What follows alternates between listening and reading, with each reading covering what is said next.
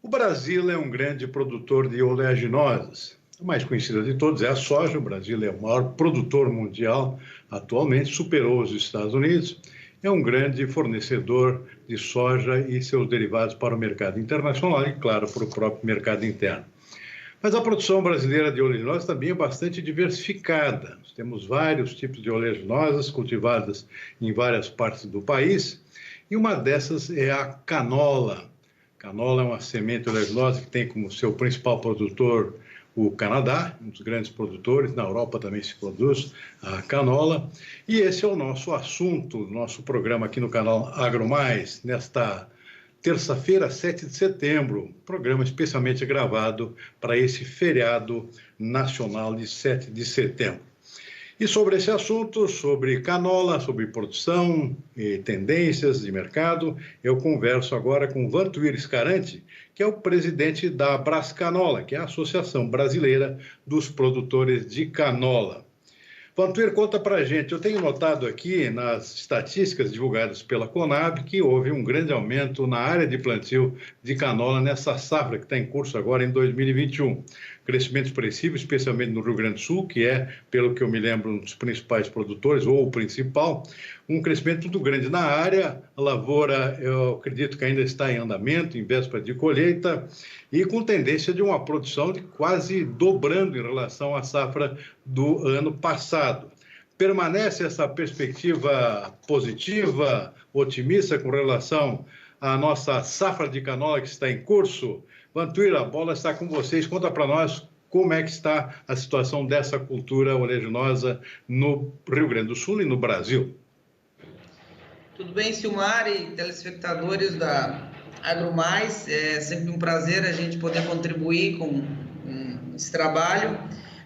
Pois bem, muito bem falado, a área de canola aí teve um aumento bastante interessante em relação a 2020, temos um crescimento de em torno de 30%, né?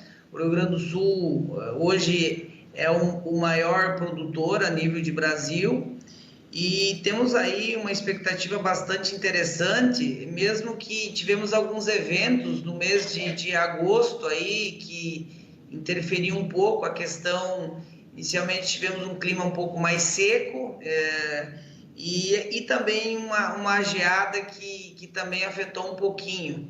Mas a gente está nesse momento aí com uma área de em torno de 25% da área já está em maturação e a maior área, sim, em torno de 40% está na questão de floração. Então a expectativa é boa, mesmo assim, com as perdas, a expectativa é de uma safra bastante interessante, né? Uhum. A canola é uma cultura bastante delicada, né? Eu me lembro que faz anos já que o Rio Grande do Sul, particularmente, tem tentado expandir a área de plantio de canola, tem expandido a área, mas nem sempre a produção corresponde à expectativa. Então, isso acaba limitando a expansão, né? Ou seja, a produção não tem crescido muito ao longo dos anos, né, Vantuir? Eu vejo que agora a gente conseguiu dar um passo importante, porque os materiais têm melhorado um pouco a performance e temos, nos últimos anos, tido uma estabilidade um pouco maior de produção. A gente vem ganhando em produção de quilos por hectare e isso vem fazendo com que mais produtores entrem no processo da canola. E um detalhe importante que dentro do sistema, ela entra muito bem no sistema de produção, mas também pela garantia de compra dela, né? Que nesse momento as commodities estão num momento atrativo e isso tem favorecido também, né? Uhum. O Rio Grande do Sul, além do Rio Grande do Sul, o Paraná também produz canola. Não sei se tem algum outro estado, mas pelo que eu me lembro são só esses dois, né? A gente via Brascanola até fez um trabalho importante. Hoje o Rio Grande do Sul, sim, detém praticamente 98% das áreas de canola. O Paraná faz um pouquinho. E esse ano a gente começou um projeto piloto, até está retomando um trabalho aí via Brascanola, mas um trabalho conjunto com a Embrapa. Nós estamos trabalhando um pouco a tropicalização da canola. E e a gente fez algumas áreas no Distrito Federal e na Bahia, até que já foram colhidas, e assim esse pontapé teve bons resultados. E isso aí está fazendo um movimento legal. Até estamos agora, ultimamente teve um trabalho de fazer a questão do zoneamento da cultura nessas áreas também. Então tem melhorado um pouquinho, a gente está com boas expectativas para frente também, né? Isso é uma boa notícia, porque a canola estava muito restrita a regiões de clima frio, né? Então, essa tropicalização aí realmente é uma boa notícia. Acho que a canola merece realmente um espaço maior de crescimento. Agora, uma coisa que eu imagino que tem estimulado, inclusive esse crescimento de área esse ano, tem sido os preços, né? Imagino que a canola tem acompanhado os preços da soja e de outras oleaginosas, que realmente estão com os preços bastante elevados esse ano, por conta do mercado internacional, por conta do câmbio, um conjunto de fatores aqui que elevaram os preços das oleaginosas em geral e dos óleos vegetais, principalmente, que está puxando muito os preços. Como é que estão os preços aí? Estão bem satisfatórios? Eles cobrem bem o custo de produção? Bom, Silmar, estamos aí vivendo realmente um momento bem importante. Os produtores que optaram lá no momento do plantio de fazer compromissos com as indústrias, tiveram lá na época da semeadura uma garantia a nível de preços de soja, né? Que hoje estão atrativos. Então, nessa batida aí, a conta fecha muito bem, tem dado resultados bastante positivos. E aí, claro, tem alguns produtores que optam em ficar a mercado, mas está variando a precificação de 90% do preço de soja a 100%, exemplo, ou alguns prêmios em algum momento, né, dependendo. Então, a procura está bastante grande, até por questão do grão in natura, e para atender o mercado de farelo e de óleo nesse momento. Então, ainda a nível de Brasil não estamos conseguindo atender a demanda interna, né? Vejo que nos próximos anos o jeito que está se organizando deve melhorar bem, porque além disso a demanda externa é muito grande e hoje não estamos conseguindo fazer isso, né? A América do Sul esse ano teve uma área bastante expressiva de canola, né? Então isso fica importante até para tomar decisões futuras, né? Então isso vem acontecendo de forma positiva no cenário da cultura da canola, né? Bom, imagina que essa produção aí atual é toda para o mercado interno, né? E o Brasil, inclusive, tem que importar óleo de canola, pelo que eu sei, né? Hoje, assim, a expectativa da safra é em torno de 60 mil toneladas, né?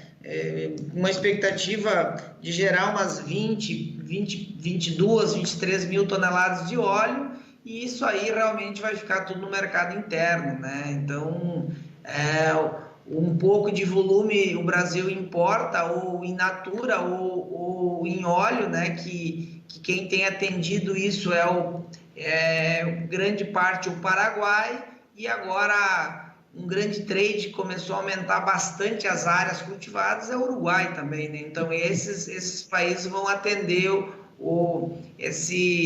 essa falta de produção, ou seja, o que a gente não atende internamente vai ser trazido desses países, né?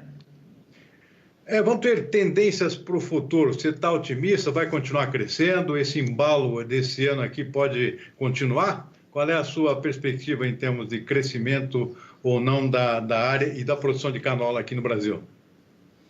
Eu estou bem otimista, até com esse projeto da questão de tropicalização da canola a nível de centro-oeste, aí, que a gente fala um pouco mais... Brasília ali, Bahia, nessa região, Cerrado no caso, deve crescer bastante. Devemos já ano que vem fazer tipo 3 mil hectares lá, que a gente esse ano fez em torno de 1.000, então para ter uma ideia já tem um crescimento bastante interessante pelos resultados.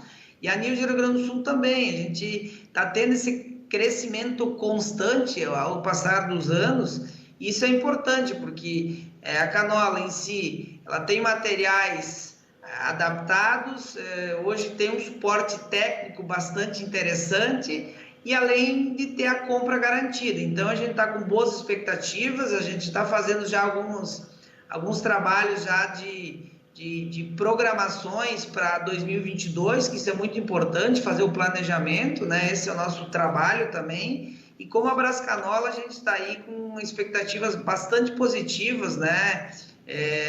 De apresentar já resultados e trazer novidades para ano que vem, porque esse ano foi muito online, muito distante, né? Mas se bem que favoreceu de a gente fazer bons trabalhos aí de interação com o Embrapa, com outros órgãos aí para trazer novidades. Então a gente está bastante otimista já com 2022. Só para finalizar, Vantuir, a localização geográfica, a maior concentração aí no Rio Grande do Sul era, eu não sei se continua sendo, a região noroeste, lá na região das Missões, mais ou menos. Continua por ali, não? A região noroeste detém praticamente 70% da área de canola, né? Aí o sul do estado começou a fazer um trabalho um pouco maior também. E como tem expansões, eu acredito que já no passar dos anos vai aumentar um pouco as outras regiões, né? Mas concentrado mesmo está na região noroeste de Missões. Muito bom, eu conversei com Vantuir Scarante, ele é presidente da Brascanola, a Associação Brasileira dos Produtores de Canola, uma cultura promissora, portanto, aí com a tendência de expansão nos próximos anos, e é muito bom isso, que o Brasil precisa aumentar e diversificar cada vez mais sua produção de oleaginosas. Muito obrigado, Vantuir, até uma próxima oportunidade. Obrigado, Silmar, estamos à disposição. Grande abraço. Obrigado. E o nosso assunto agora é borracha. E é bom lembrar que borracha também faz parte do nosso agronegócio, o vitorioso agronegócio brasileiro, extremamente diversificado. O Brasil sempre foi um grande produtor de seringueiras, consequentemente também um grande produtor de borracha. Já foi maior no início do século passado, mas hoje, pouco a pouco, recupera uma posição importante no cenário da produção da seringueira, que é a borracha. E falando em borracha, eu converso agora com Fernando Duval Guerra, ele que é diretor executivo da Abrabor, Associação Brasileira dos Produtores e Beneficiadores de Borracha. Fernando, obrigado por comparecer aqui no nosso programa. Esse é um assunto importante, faz tempo que a gente não conversa aqui nos nossos programas e é importante, portanto, dar uma revisitada e situar como é que está o cenário da borracha brasileira nesse momento.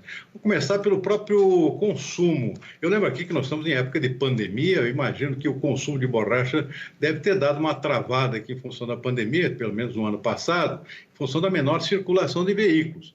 Pneu, afinal de contas, é um subproduto da borracha, ou é a própria borracha, na verdade, com menor circulação de veículos, imagino que tenha havido, talvez, alguma retração em termos de consumo. Confere isso e esse setor está se recuperando em termos de consumo? Fernando. Positivo, Silmar. Nós temos um horizonte positivo para o avicultor brasileiro. Tá? Vamos falando um pouquinho de curto prazo, né? Os suprimentos de borracha estão se reduzindo de forma acelerada, de forma de curto prazo e de médio e longo prazo também, tá? Mediante aí uma combinação de fatores. No curto prazo, nós temos aí uma recuperação em V da demanda mundial versus uma dificuldade de recuperação da capacidade produtiva.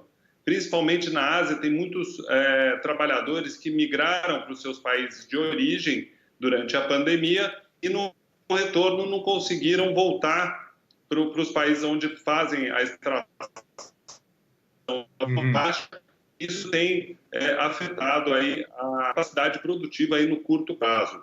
Soma-se a isso uma crise logística mundial que tem afetado todos os setores e tem afetado aí principalmente o custo do frete marítimo e a disponibilidade de produtos, tá? Então, nós tivemos já um cenário positivo nessa última safra para o produtor rural e no médio e longo prazo temos aí um cenário positivo, visto um crescimento da demanda mundial maior do que o crescimento uma tendência no aumento dos estoques estratégicos chineses e doenças foliares ganhando escala na Ásia, o que deve aí também comprometer a produtividade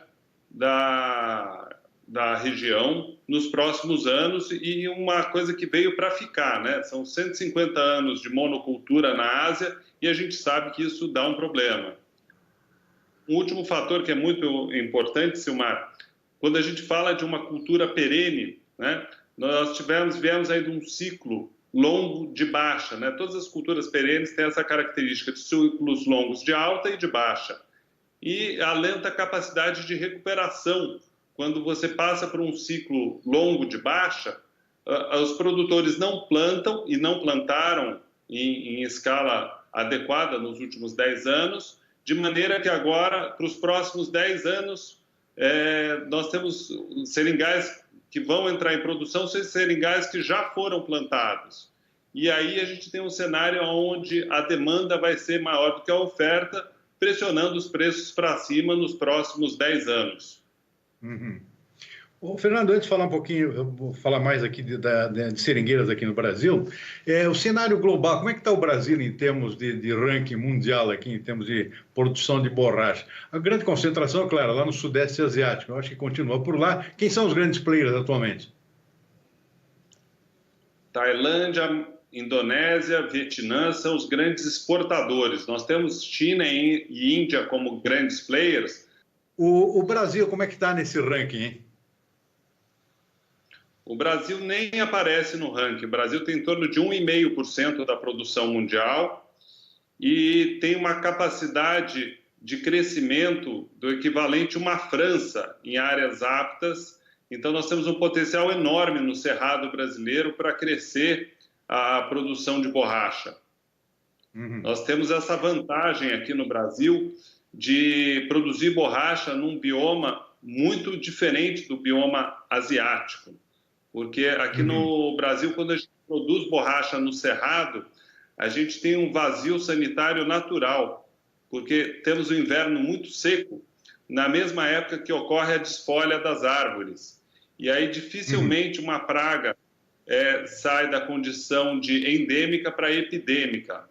Então, isso é muito positivo para a gente ampliar aí a nossa produção. Uhum. A concentração atualmente de seringais aqui ainda é no estado de São Paulo, né?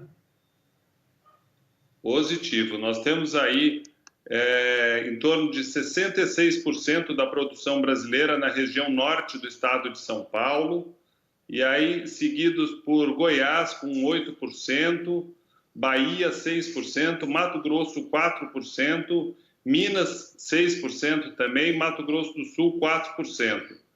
Agora, Goiás, Mato Grosso do Sul e Minas têm plantado bastante seringais e devem subir nessa escala aí também nos próximos anos. São Paulo é basicamente a região de Rio Preto, né? Pelo que eu me lembro. A gente diz hoje em dia que São José do Rio Preto é a capital da borracha, né? Num raio de 150 quilômetros em volta de São José do Rio Preto, então você vai pegar um pedaço de Minas e Mato Grosso do Sul também. Temos também produções tradicionais no Espírito Santo, na Bahia e no Mato Grosso, mas que precisam reformar os seus seringais, porque são seringais mais antigos, como a gente ainda tem no estado de São Paulo. Uhum. Fernando, como é que está a relação preço-custo dos seringais aqui no Brasil atualmente? Os custos de produção têm crescido? Como é que está essa relação? Vou te falar que o custo de produção, o maior custo de produção do seringal é a mão de obra de exploração, né? E quando os preços estão muito deprimidos, a gente tem uma dificuldade em continuar produzindo, porque como a produção asiática é baseada na subsistência, né, o seringueiro lá, ele produz para comer, tanto com o preço alto como com o preço baixo, ele continua produzindo. E com o agravante que quando o preço está muito baixo, num primeiro momento ele produz o dobro para continuar, vamos dizer, comendo a mesma coisa, né? E, então eles super ofertam o mercado nos períodos de preço muito baixo.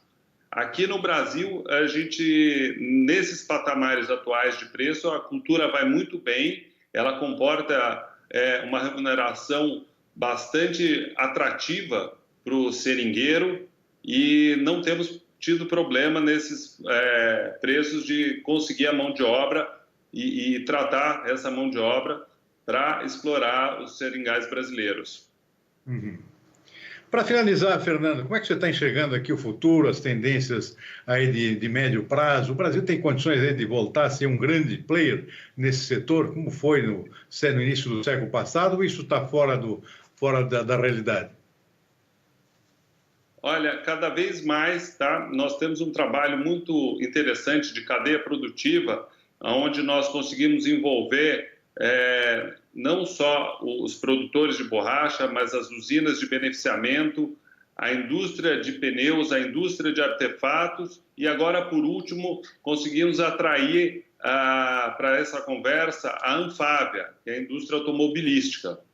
E nesse contexto a gente tem conversado que o Brasil precisa de um plano de Estado para o nosso setor, né? Um plano que não seja um plano de governo, que de um governo para o outro possa mudar, mas sim um plano de Estado, e o Brasil tem total condição de ser um grande player mundial, produtor de borracha, por conta não só da área que a gente tem para expandir a seringueira sem cortar nenhuma árvore nativa, né? Expandindo em cima de pastagem degradada, como também na recuperação de reserva legal com o SAF, com seringueira, né? Sistemas agroflorestais com seringueira. Para a gente finalizar, Fernando, os grandes setores consumidores de borracha, além de pneus, quais são as áreas de consumo, digamos assim, de borracha no Brasil e no mundo?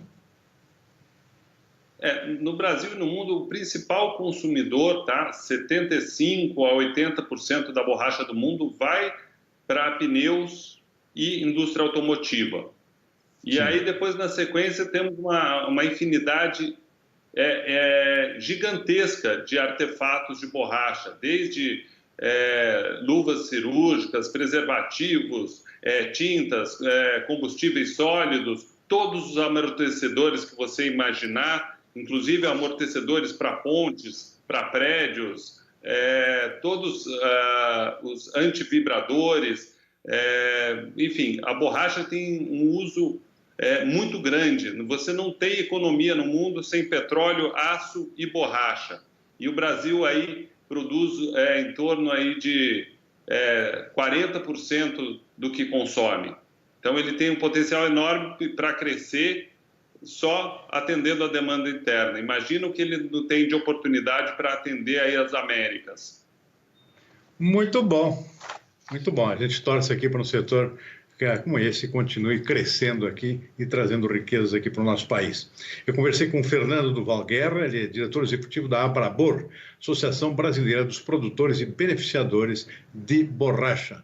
Muito obrigado pela entrevista, Fernando, e até uma próxima oportunidade. Obrigado.